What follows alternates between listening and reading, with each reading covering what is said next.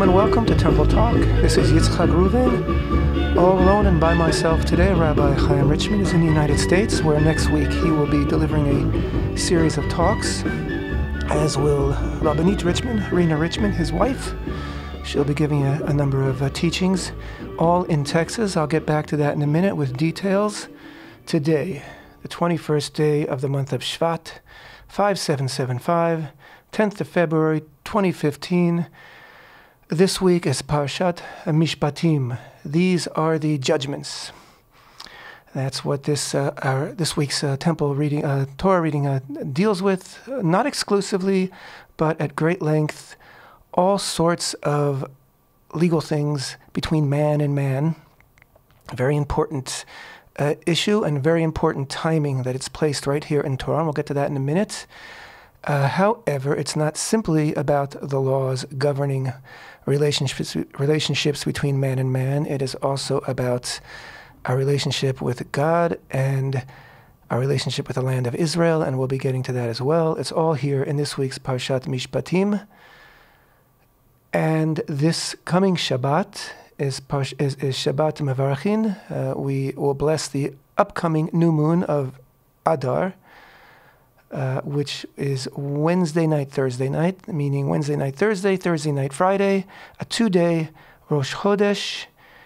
And of course, Adar is the month of Purim, and that means it's the month of increasing our simcha, increasing our joy, our festivity as we get ready for the holiday of Purim, which is in the middle of Adar. And this Shabbat is also, we read Parashat Shekolim, which is the special Torah reading we read in addition to a regular Torah reading on this Shabbat. And we always read it on the Shabbat leading up to the month of Adar. And it is a recitation of the first paragraphs of Parashat Kitisa. I think that's Exodus 32. Let me just double check. I have it here. Exodus chapter, I'm sorry, not 32. Exodus chapter, I believe it's chapter 30. Exodus chapter 30, beginning with verse 11. וידבר השם אל משה לאמור כי תישא את ראש בני ישראל לפקודיהם ונתנו איש כופר נפשו להשם בפקודותם ולא יהיה בהם נגף בפקודותם. Hashem spoke to Moses, saying, when you take a census of the children of Israel according to their numbers, every man shall give Hashem an atonement for his soul when counting them, so there will not be a plague among them when counting them. This shall they give everyone who passes through the census, machatzita shekel, a half shekel, shekel HaKodesh, of the sacred shekel, etc., etc. And we read that this coming Shabbat because it is part of our preparation for Passover, for Pesach, which of course is the following month, the month of Nisan, on the 14th and 15th of the month, the beginning of Passover. And in temple times, 1 month before Nisan, at the very beginning of Adar, pakachim, people who worked, employees of the Holy Temple, would travel to all the towns throughout the land of Israel, set up a little table in the town square, and they would collect from every adult machatzita shekel, a half shekel. And that, of course, is what we read about in what I just began to read in chapter 30 of Shemot, of Exodus. And this half shekel, which is taken from every adult male in Israel, is put toward the funding of the public offerings in the Holy Temple. In this manner, every household has a part and a share in the public offerings. Every household has made a donation, a truma, a contribution to the upkeeping of the public offerings. And in this manner, everyone has a share in the avodah, in the service of the Holy Temple, which is a very, very sacred principle that the Torah brings forth that the Holy Temple, the avodah, the service of the Holy Temple is for everyone in Israel, as well as the nations. And we all have a share, and an equal share, which is why no matter how poor you are, no matter how rich you are, it's a half shekel that we're all required to contribute once a year. And the machatzita shekel, the half shekel, which is a specific weight of silver, is computed each year for the purpose of making a truma, a contribution which we do from, of course, not including the Shabbat, but we do in the month of Adar ostensibly toward the public offerings, but until the time of the public offerings, this money goes to helping needy people. And we always make a calculation each year of this specific weight in silver of the machatzita shekel according to the modern value of the current value of the modern shekel, which comes out to, I think last year it was 36, 38 shekel or something, contribution. And that's something that we all take part of each year. Again, it begins with the machatzita shekel, which was collected for the Holy Temple, and the preparations for Passover begin with the new month of Adar. And not only is the machatzita shekel collected, but again, pakachim, employees of the Holy Temple on the Temple Mount, spread forth throughout the land of Israel, and they check the highways, the bridges, the roads, the paths after the winter to make sure that the paths are clear, that pilgrims will be able to safely and without delay make the pilgrimage to Jerusalem and the Holy Temple on Passover. And so throughout the month of Adar, they are busy fixing bridges and clearing paths and cutting down brush which has grown over and blocked paths, as well as clearly marking grave sites that might have been damaged, or again, just with the winter rains, we get the growth of the underbrush, and things could be covered up because, of course, people need to be purified via the ashes of the red heifer for the purpose of entering the Temple Mount on Passover, actually entering into the inner courtyards for the purpose of the Passover offering. And so people, of course, want to avoid walking over grave sites. So it's a month of preparation if the winter has been particularly rough weather-wise, or if the month of Adar continues to be very rainy and repairs can't be done in time. Then in the time of the Holy Temple, the Sanhedrin, the High Court, was empowered to actually decide as late as the end of the month of Adar whether a second Adar would be added to the calendar for the purpose of giving the pakachim, giving the workers extra time to make the repairs necessary in order to facilitate the successful pilgrimage of all of Israel to Jerusalem and the Holy Temple on Passover. Of course, this year we just have one Adar, and we are working on a fixed calendar these days. And every few years we have two Adars for the purpose of realigning the lunar calendar with the solar calendar, because, of course, Passover must be celebrated after the vernal equinox. As we read in, I think it was Beshalach, that it was a time of the harvest, and the time of the harvest takes place in the springtime, in the Aviv, and Aviv begins at a certain point in the calendar, and we cannot celebrate Passover before that date. So that's Adar, and these are the preparations. In addition to Parashat Shekolim, which we'll be reading this coming Shabbat, the other three special parshiot that we'll be reading over the next 4 weeks will be, of course, Parashat Zachor, remembering Amalek, which we read just before Purim, because of course the villain of Purim, Haman, is a descendant of Amalek.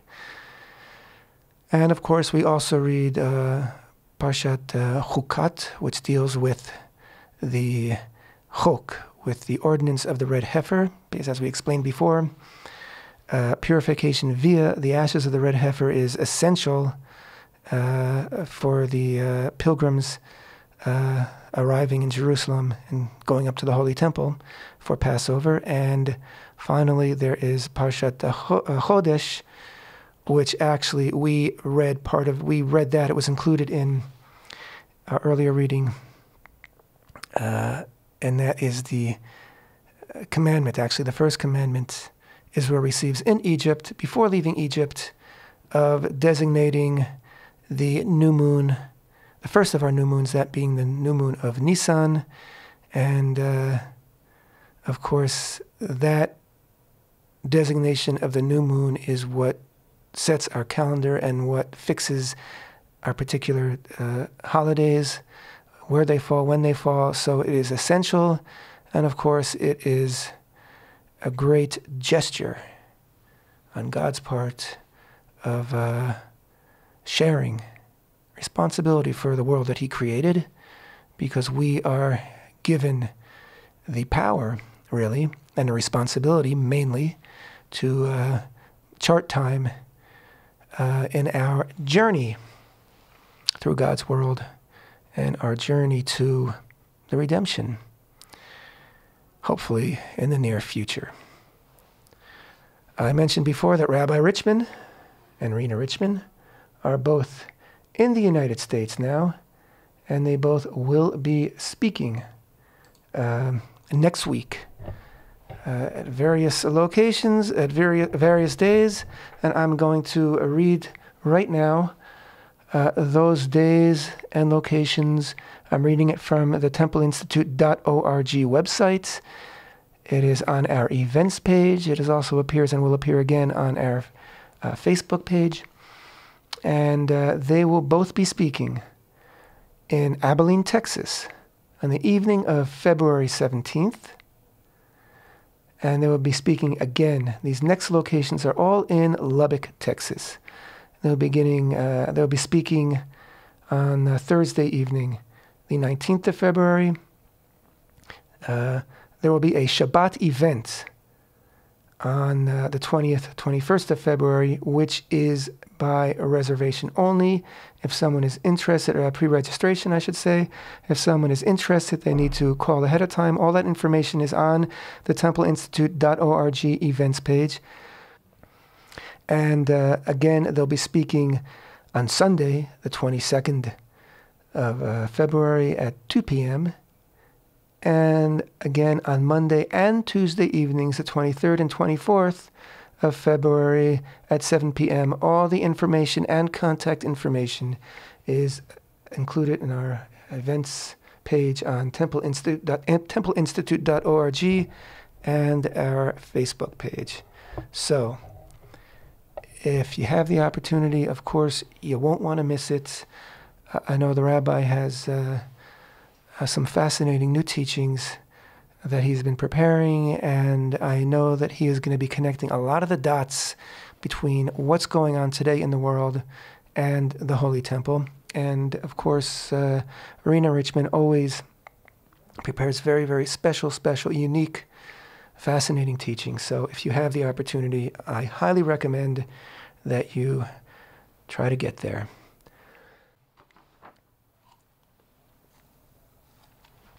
I apologize if my voice is a little scratchy.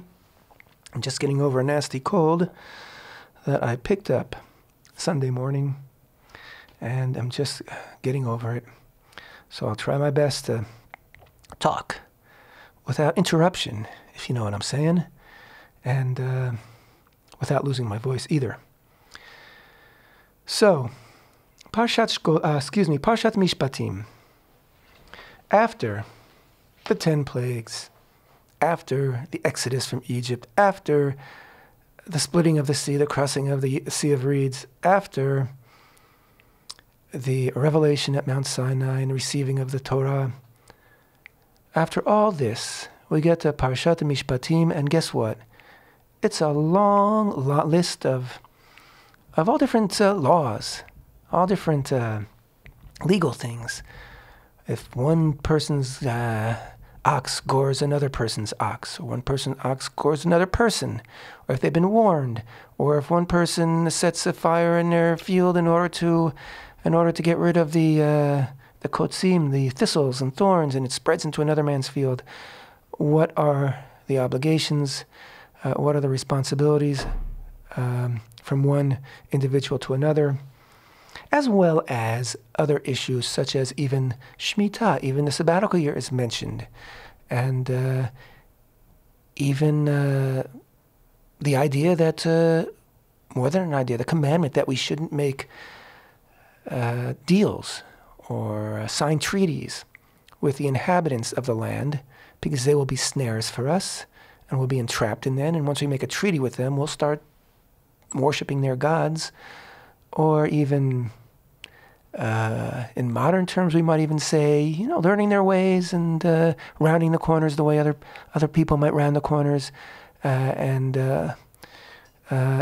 attenuating our connection with Hashem and with the land, etc., etc. And there are even in this week's Parsha, Torah even talks about the three Chagim, three pilgrimage festivals of Passover, of Shavuot, and of Sukkot. So it's sort of a distillation of the entire Torah, which we have here in Parashat Mishpatim, which ends then with God's instructions to Moshe to go back up to Har Sinai, to Mount Sinai, where God will give him the two luchot, the two tablets of the law, and Moshe will be up there for 40 days and 40 nights, and on the way, Moshe and Aaron and his sons and the 70 elders are granted by God a special vision of God's presence, really. And that's the beautiful, beautiful description of the mosaic floor of pure sapphire, which were beneath their feet, etc., etc. And then again, the description goes to the burning, fiery top of Mount Sinai that Moshe slips into, and the people see there, through that fire and the smoke, they see the kavod Hashem, the honor of God, the glory of God. Of course, this is reminiscent of the burning bush, also consumed in flame, and of course will be reminiscent of the Mishkan, the tabernacle in the desert, which will be enveloped in clouds of glory. And it's a very, very important theme, we could say, throughout Torah, and it, of course, shows our direct, deep, intimate connection with Hashem. So why Mishpatim here? After all these exciting adventures, the plagues, the sea, the Mount Sinai, why now? In order to answer the question, I'd like to go back to last week's Parasha of Yitro, which again, we'll just quickly review. Yitro is basically divided into three sections. It opens up with Yitro, Jethro, the father-in-law of Moses, Moshe, who after the crossing of the sea and before the revelation at Mount Sinai, he rushes from his home to the Israelite encampment, bringing his daughter Tzipporah, Moses' wife, and the two children, Eliezer and Gershon. And he and Moshe have an emotional meeting. And we learn a lot about Yitro from these few verses which describe the greatness of the man. And we see his greatness in his humility. We see his greatness in his recognition of God as the one true God. And then finally we see his greatness in his advice, unsolicited advice, but in this case, very worthy advice to Moses, who he saw with his own eyes that Moshe was sitting before the entire people day and night as they stood in long lines waiting to go before him because they had some kind of dispute or some kind of question with a neighbor or a family member, and they needed Moses to give them judgment. And Yitro looked at this and he said, this isn't going to work. You're going to wear out. You're going to wear them out. This is bureaucracy at its very worst. And he gave Moses the idea of teaching and training other men of character to be judges, and basically creating a system of lesser courts and higher courts. And those people who were not as expert as Moshe in the law would handle the lesser cases. And if they couldn't answer a question, they would then direct the people, the litigants, let's say, to Moshe, who would then hear them. So Moshe, of course, adopted this immediately, and this is the basis for the judicial system of ancient Israel. And, of course, it's the precedent in many ways for the modern judicial system of the State of Israel, although there are a lot of foreign elements and influences to our great regrets in today's judiciary, which, God willing, time will correct. But it's very significant that this issue is dealt with even before Mount Sinai, which then comes next in Parashat Yitro, the whole revelation on Mount Sinai, the preparation for it, and the actual revelation itself with the lightning and the thunder and the sounds and the shofarot and et cetera, the people were transported till the point till they saw the sounds of the shofar.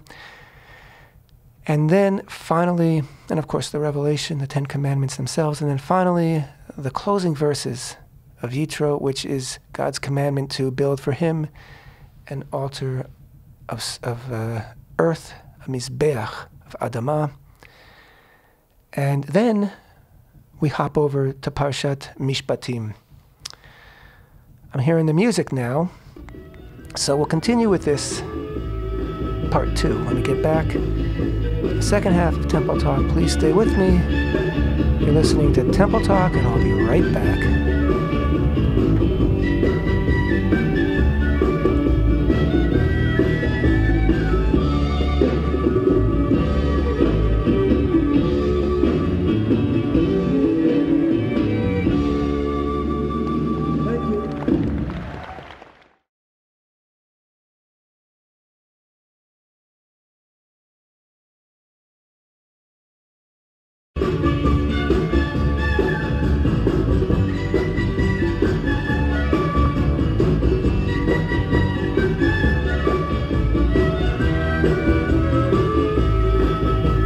Shalom and welcome back to Temple Talk. This is Yitzchak Reuven, all by myself today, Rabbi Richman in the United States, and he'll be speaking next week in Texas on a number of dates. Again, for full information, you can go to templeinstitute.org/events.htm and get the entire detailed schedule plus contact information. We're also posting it on our Facebook page. Today, the 21st day of the month of Shvat, 5775, the 10th of February, 2015. This week, Parashat Mishpatim. This coming Shabbat, Shabbat Mevarchim, where we bless the upcoming new moon and beginning of the month of Adar, which is Wednesday night, Thursday night, Friday. And this Shabbat also is Parashat Shekolim, where we read about the Machatzita shekel, the collecting of the half shekel, for the sake of the public offerings in the Holy Temple. And we're talking about Parashat Mishpatim and its timing, let's say, why it's right here, sandwiched between Yitro, between Mount Sinai, which begins with the recommendation by Yitro of how to set up a functioning judicial system, ends with the commandment from God to build for him an altar of earth. Then we go to Mishpatim with all these legal details about the laws between a man and his fellow man. And then next week, we're going to go to begin Parashat Truma, which is all about the building of the Mishkan, the tabernacle. So, wow, it's fast-paced, and it's eclectic, it's exciting, there's no dull moments. But why? Why just like this? And I think the Torah is trying to teach us something very, very significant, and that is anywhere where there's a relationship or the commandments defining that relationship between man and God, we're also seeing a parallel emphasis on relationships between man and man. We saw it in last week's Parashat of Yitro with, again, the recommendation by Yitro of a functioning judiciary based on his observation of Moses, who was sitting before the people who had questions and complaints and issues between one person and their neighbor, or maybe husband and wife, or maybe families.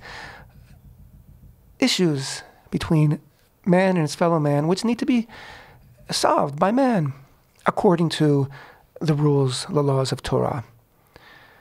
And that is no less significant, I believe, our Torah is teaching us, than the relationship between man and God, which we begin to learn about in the Ten Commandments themselves, and then, of course, in the beautiful, almost elegant in its simplicity, commandment to build an altar of earth for God, upon which we will bring offerings. And I think the message there is that what's more important? They're both important, but without proper relations between man and his fellow man, and a proper, let's say, apparatus, a proper ma'arechet, a proper structure of dealing with it according to Torah, then there's almost no point, God forbid, for building a mizbeach, an altar. It's not to say that the relationships between man and man are more important than the relationship between man and God. No. They are intrinsically one. They are united. And, we've read in the prophets that, I don't want your offerings if you're going to treat one another like this. And some people today say, that means that God doesn't want our offerings. We don't need all that stuff. No, it doesn't mean that. It means quite clearly and very intuitively that if we treat each other poorly and we, steal and murder, then yes, bringing an offering to God's altar is shallow, and it's insincere, and it's going to achieve nothing except create a great stain on our own integrity. However, by the same token, to believe that we can create a just society and treat people fairly and equally and righteously without bringing God into the equation in the most intimate fashion is a great error. And again, I think we see this in the modern world, where there are very elaborate legal systems, and modern judges and lawyers, to a great extent, have squeezed God out of the picture and squeezed the image of God that we are created in, which is sacred, out of the picture. And once that connection is severed, then, we start making up our own rules of what's right and what's wrong, what's good and what's bad. And of course, we may be very sincere and think we're doing the right thing, but we have cut ourselves off from the source of justice. Now, by the same token, we need to understand how bound up our lives are with God in this world. Otherwise, we can't possibly show proper respect and concern for other people. And the juxtaposition of the commandment to build this simple earthen altar made of Adamah, which is what Adam, the first man, was made out of, in order to connect to God via the offerings on the altar, is completely essential before, after, during every part of every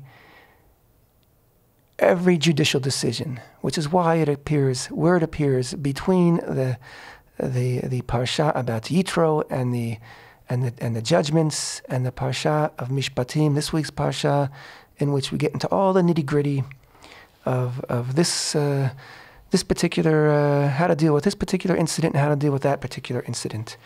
And ultimately, in the Holy Temple, the Sanhedrin, the great Sanhedrin, Sanhedrin Hagadol, the High Court of Israel, its chambers were located in the northern wall of the temple, Holy Temple complex.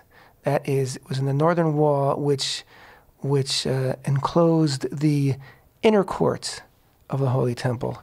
And it was directly opposite the altar, the Mizbeach, of the Holy Temple, so that the judges, as they sat and made their decisions, could look through the opening, through the entrance of the Sanhedrin, and see for themselves with their own eyes the Mizbeach, the altar upon which the offerings were offered each and every day.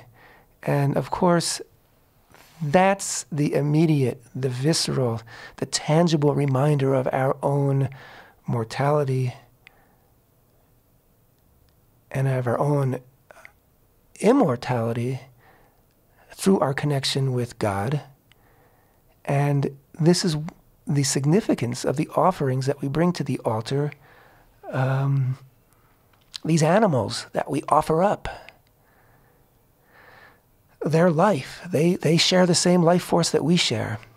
And bringing these offerings to the altar is a reminder, a daily reminder of the very, very, very, very thin line between life and death, and how we've really got to get it right.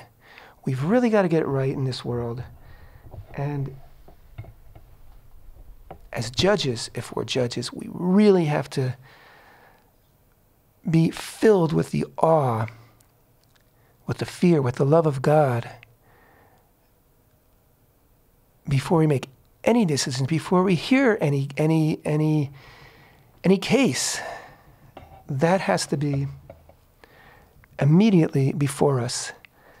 And that is the recipe. Not foolproof, but it's the recipe for good judgments and for honest and God-fearing judges. And that is why, following this very simple commandment to build a very simple altar upon which our own frailty and vulnerability and humility is evident with every offering that we bring upon it. That's why that precedes this week's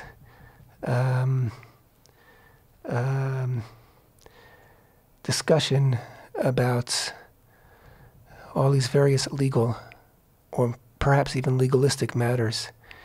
And again, just like the commandment to fix the calendar, to determine the day of the new moon, was bestowed upon Israel a tremendous responsibility in God's creation, so does the ability which we've been granted to make judgments, to have a legal system, to pursue justice in our own society according to the mitzvot, the commandments of Torah, a huge responsibility, and one with which we have to take with the utmost seriousness. And again, there's no greater reminder of how serious it is than the altar. And so it is no simple thing that the Sanhedrin was located opposite the great altar, the Mizbeach HaGadol, that stood outside the Holy Temple itself in the inner courtyard. and upon which every day of the year offerings were made. And that is what I have to say for now about Parashat Mishpatim and why it appears here between the altar and between next week's Parasha of Truma, which is the building of the tabernacle. And again, it's the same emphasis. There, we're going from this week's Parashat Mishpatim, seriousness of dealing with one another in a proper and just manner, to the seriousness of creating a vessel which can bring God's light into the world and through which we can connect with God, and that being the Mishkan, the tabernacle in the desert, which of course would one day become the Holy Temple in Jerusalem. So, we can talk now, perhaps, about current events. The world's gone mad, hasn't it? However, in all the madness, it seems that one thing is clearing up for a lot of people, and that is what's really behind President of the United States and Barack Obama's policies concerning Iran, Israel, the rest of the Middle East, and that is that Obama seems to be quite keen on cutting a deal with Iran, which would basically cede over to Iran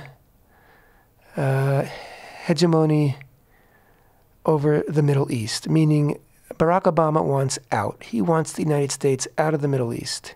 He sees it's been nothing but trouble. And he is willing to entrust to Iran the responsibility for keeping peace in the Middle East and for, I guess, being cognizant and considerate of whatever interests the United States may have in the Middle East, which I guess are mostly tied to oil.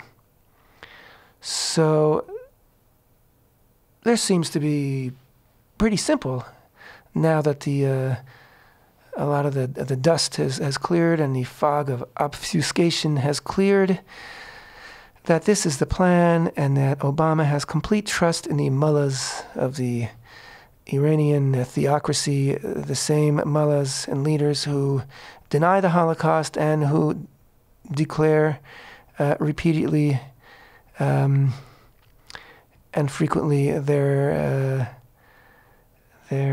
determination to destroy the state of Israel, to obliterate it from the earth. And it's this government which the United States wishes to empower, even at the cost of allowing Iran to become a breakout nation, meaning to be able to have the ability, if not to actually be producing nuclear weapons at the time of the signing of whatever deal they're going to sign in the near future, then at least having the ability to quickly convert their equipment over in their nuclear facilities so that within months they could have nuclear weapons. And a part of the charade is that the United States and Iran have a common enemy in ISIS, in the Islamic State. And that, of course, is because Iran is Shia and ISIS is Sunni, and so they don't get along. And the United States also doesn't like ISIS because they're nasty people. And at this point, they're a convenient ploy for some kind of cooperative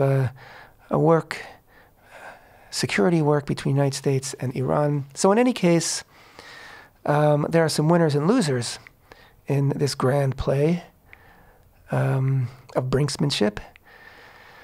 And of course, this puts Israel on the line because Iran, as we've been witnessing, is very rapidly gaining control in Yemen and gaining control in some of the smaller Gulf states and threatening Saudi Arabia. And of course, they are in league with Syria's Assad, and they have a stronghold in Lebanon with Hezbollah, and they have recently made amends with Hamas in Gaza, and so they are trying to put the squeeze on Israel. And at the moment, as we're all aware, ISIS set on fire this captured Jordanian pilot, which enraged the Jordanians, the Bedouin tribes who make up the armed forces of Jordan, and they decided to go on the warpath against ISIS. So now, at the moment, the state of Jordan, which was very gingerly assisting the U.S. efforts against ISIS, now is in the forefront of the battle. And many people find this very admirable that King Abdullah responded immediately to the outrage, and not only immediately executed two al-Qaeda prisoners, but sent the Air Force into repeated air raids over ISIS strongholds, and made some very bold Clint Eastwood-like declarations. And that's all well and good. And of course, Israel supports quietly and secretly and in some tangible ways, but secretive ways, Jordan's war efforts against ISIS. However, by engaging so fully in battle, it really puts the Kingdom of Jordan in a very perilous situation, because it has very strong opposition at home to its battle against ISIS, and has very, very strong Muslim Brotherhood movement at home, which the king and the former king have always coddled to try to placate the Muslim Brotherhood in Jordan. And it's worked till now, but his situation gets more and more precarious, and should he fall, should the Hashemite kingdom fall, Israel will be bordered by who knows what. And the Temple Mount, which Israel has, for all practical considerations, ceded to the king of Jordan, almost as a private franchise of the king of Jordan, his own private property. What happens then to the Temple Mount when the king of Jordan is no more? And are we going to step in and do the right thing? I guess this will be greatly determined by who our next leader will be as well. We're having elections in the month of March. And all these things are hanging in the balance. They're up in the air. And it's very fascinating times we're living in. But of course, ultimately, we know what will happen. Ultimately, the Temple Mount will be under the full sovereignty of the nation of Israel, and the Holy Temple will be rebuilt, and all these things that we've just been discussing, the altar, the offerings, the connection between God, the light that will be brought into the world via the Holy Temple, and the justice that will be pursued in the light, or I should say maybe in the shadow of the altar of the Holy Temple, will all come to being, and it'll all be good someday, hopefully not long.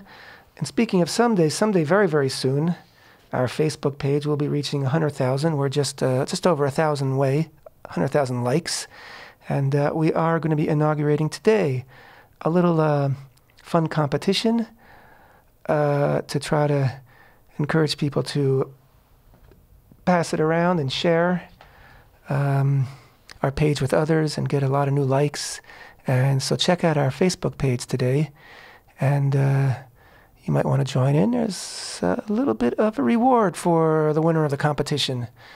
And hopefully by the next time we speak again next week on Temple Talk, we will have blasted our way through 100,000, which really is a statement of the renewed interest and of the determination of people around the world to rebuild the Holy Temple and to rekindle this tight connection to Hashem and to reconfigure our world, a world which we've seen the glory of God maligned, sometimes in the name of a supposed God, and we've seen the cherished values of Torah maligned, and we're all going to make a comeback here.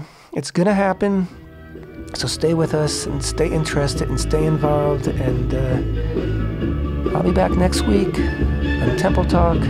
Thanks for being with us this week. Temple Talk.